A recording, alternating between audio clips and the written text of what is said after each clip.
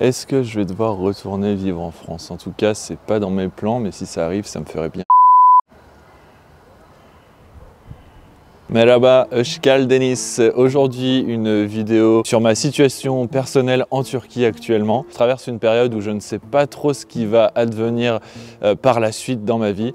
Bon, vous inquiétez pas, c'est pas non plus la mort. Mais en gros, voilà, j'ai fait une demande de visa pour rester encore un peu plus longtemps en Turquie parce que c'est un pays que j'adore. Ici, la Turquie, ça va faire 2 ans que je vis ici et j'ai pas envie de quitter ce pays tout de suite. Mais il y a énormément de choses qui rentrent en compte actuellement dans ma vie. Bon, enfin, c'est des choses, au final, c'est des choses qui sont extérieures à ma situation personnelle et à ma vie. En fait, c'est tout simplement le conflit qu'il y a en Ukraine avec la Russie. Le Covid aussi n'a pas aidé forcément dans la situation du pays en Turquie. Plus leur crise financière, le pays passe à travers une énorme crise financière. Bref. C'est compliqué, il y a plein de choses voilà, qui sortent d'on ne sait où et qui font que la situation est encore plus compliquée que d'habitude. Mais en gros, voilà, pour faire simple, moi j'ai un visa ici en Turquie qui est un visa touristique.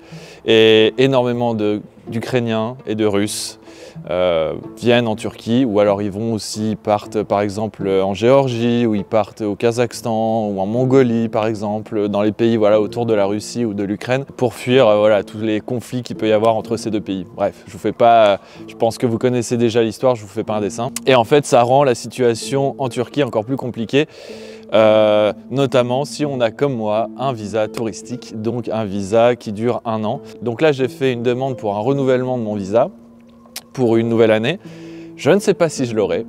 Il y a quand même des chances que je l'ai, mais c'est un visa sur une année. Donc faut savoir qu'après cette demande de visa là, d'ici 1 an, si j'obtiens ce visa, ce qui n'est pour le moment absolument pas sûr du tout, je pourrais donc, comme je vous ai dit, rester 1 an de plus dans ce pays. Mais le souci, c'est que je fais quoi ensuite après 1 an ici? C'est bien, ok, j'ai prévu pour 1 an de plus, mais qu'est-ce que je fais après? Et c'est là que la situation se gâte un petit peu en fait, parce que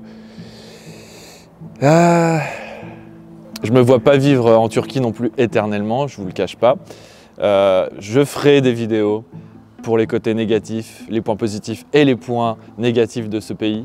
Il y en a divers et variés. Moi, je trouve qu'il y a plus de points positifs que négatifs à vivre ici, surtout en tant qu'expatrié, je vous le cache pas. C'est sûr qu'en tant que Turc, par contre, la plupart des Turcs, justement, eux, ils veulent partir de Turquie pour aller en Europe, ce qui n'est pas mon cas. Donc, qu'est-ce que je fais ensuite si j'obtiens ce visa après une année entière ici? Eh ben, voilà, je suis en train de me poser la question. C'est clair que j'ai pas envie de retourner en France, en tout cas, c'est pas dans mes plans. J'ai pas envie de retourner en France et j'ai pas envie de retourner en Europe non plus. Après, l'Europe, c'est quand même vaste, hein. Il y a quand même plusieurs pays qui sont bien différents les uns des autres.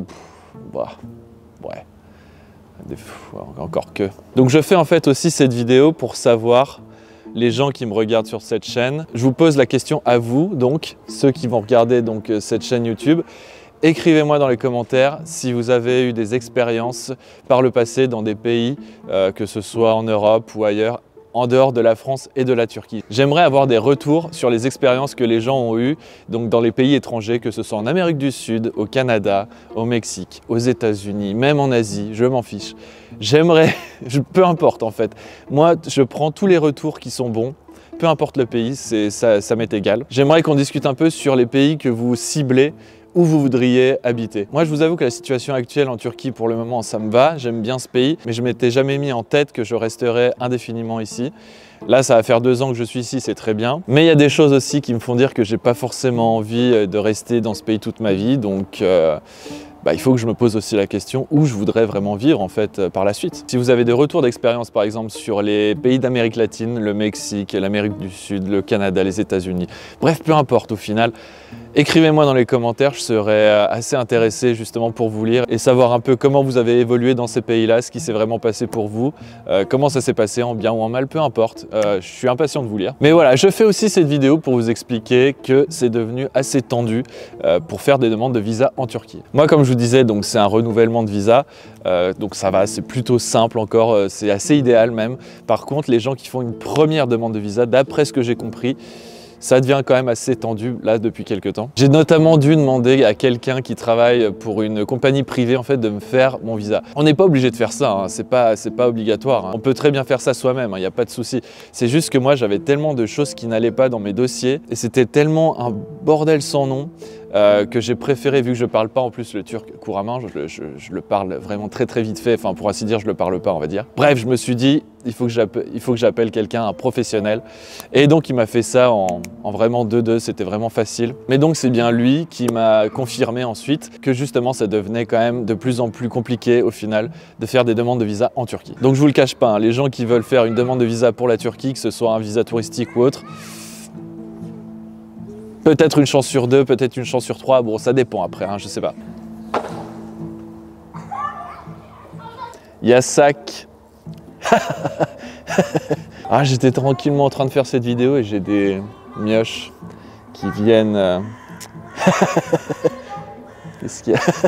Bref, si je suis pris un an de plus en Turquie avec un visa touristique, moi ça m'arrange grandement, mais c'est vrai que par contre, si je reçois une réponse négative concernant ma demande de visa, normalement qui devrait arriver d'ici une semaine ou 2, bah je serai dans l'obligation en fait de retourner en France parce que bah, ils vont me foutre dehors tout simplement. Et c'est pas forcément dans mes plans, mais bon. Donc voilà, j'essaye d'anticiper la chose. Donc si ça arrive déjà, j'essaye en fait d'avoir un plan B. Et j'essaye déjà de m'imaginer dans un autre pays, où aller, quoi faire, comment y aller, combien ça va coûter. Évidemment, la langue va aussi jouer, je parle que l'anglais et le français.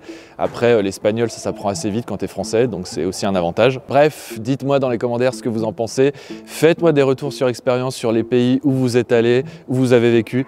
Franchement, ça m'aiderait grandement à choisir où je pourrais par la suite m'expatrier. Voilà, en fait, je fais tout simplement appel à vous dans cette vidéo. Je le fais très rarement et je me connais, je le ferai quasiment jamais par la suite dans mes vidéos, mais là, je me suis dit que ce serait peut-être le bon moment de le faire. D'essayer de communiquer avec vous dans un premier temps, ce qui est bien, comme ça, on a un échange de personne à personne, et dans un deuxième temps, eh ben, ça m'ouvrirait un peu les yeux et ça me permettrait aussi d'avoir une meilleure idée de ce que je voudrais faire peut-être plus tard dans ma vie et où aller. Ce qui est quand même pas du luxe, je dirais.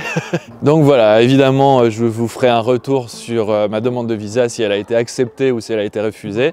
Là, on est en novembre, ça devrait arriver bientôt, normalement, d'ici une semaine ou 2, je pense. J'ai fait ma demande il y a quoi? Il y a déjà une semaine et demie, 2 semaines. On verra bien.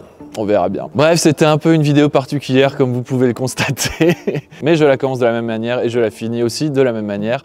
Donc, n'oubliez pas de vous abonner, likez, partagez la vidéo, activez la cloche, c'est très important pour le référencement de cette chaîne YouTube. Ça me permet aussi d'être valorisé sur l'application, évidemment. Et je vous dis donc à samedi ou à mercredi, si tout se passe bien, pour une nouvelle vidéo. Gulé, gulé.